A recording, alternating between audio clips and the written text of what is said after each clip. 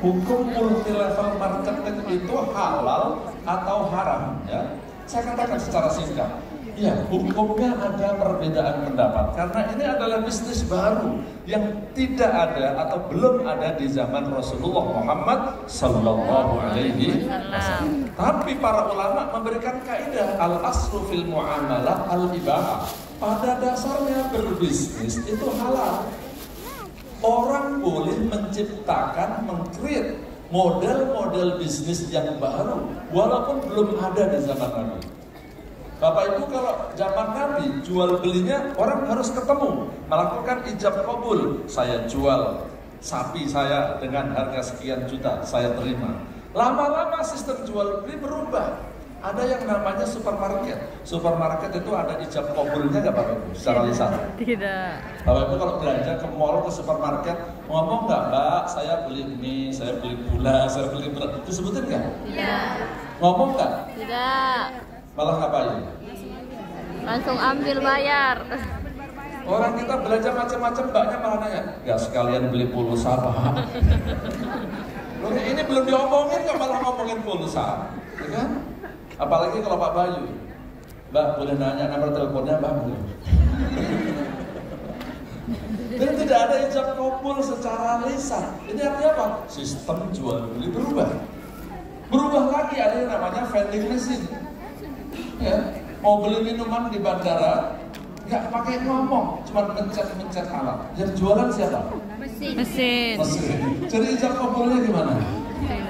Tuh, itu cara dan sistem berjualan telah berubah. Intinya saya katakan bahwa melakukan inovasi dan kreativitas dalam berbisnis itu boleh. Multi level marketing itu adalah inovasi dalam jual beli. Inovasi hukumnya boleh karena para ulama menyatakan al-aslu fil muamalat al-ibahah. Yang penting jangan melanggar prinsip-prinsip syariat. Nanti kalau mau jelas tantangan nomor 1 hukum multi level marketing, saya sudah buat buku. Katanya bukunya tebal ada sekitar 300 halaman. 300 halaman. Judulnya Fatwa Ulama Indonesia dan Fatwa Ulama Timur Tengah mengenai multi level marketing. Ya, 300 halaman siap baca nggak? Siap beneran? Baca judulnya atau baca covernya?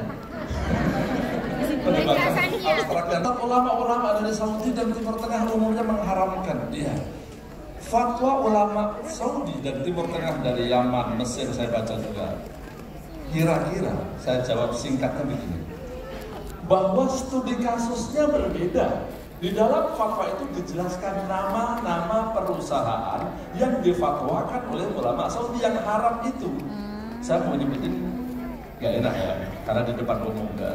Tapi di dalam buku saya sebutin nama-nama perusahaan yang dikatakan oleh ulama-ulama Saudi dan Timur Tengah ini haram. Kenapa? Karena itu adalah manikin.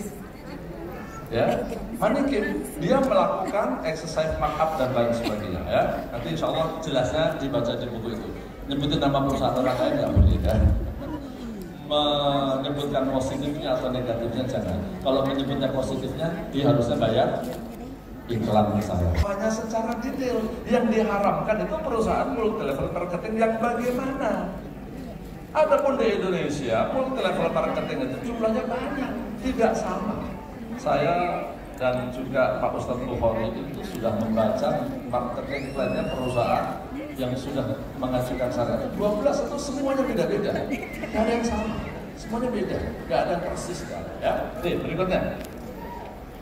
Nah, mana yang lebih tepat Bapak Ibu? Kalau ada fatwa tentang bisnis, mengikuti fatwa ulama Indonesia atau fatwa ulama luar negeri? Saya katakan fatwa itu yataghayyar bi taghayyuril azminah wal amkinah. Fatwa itu adalah jawaban atas sebuah pertanyaan, atas sebuah kasus yang terjadi di suatu tempat. Maka fatwa yang paling cocok itu adalah fatwa lokal.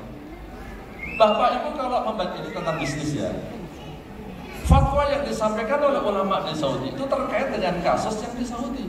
Fatwa ulama yang di Indonesia terkait kasus yang di Indonesia. Maka jangan sampai pernah terjadi ada fatwa yang menyesatkan.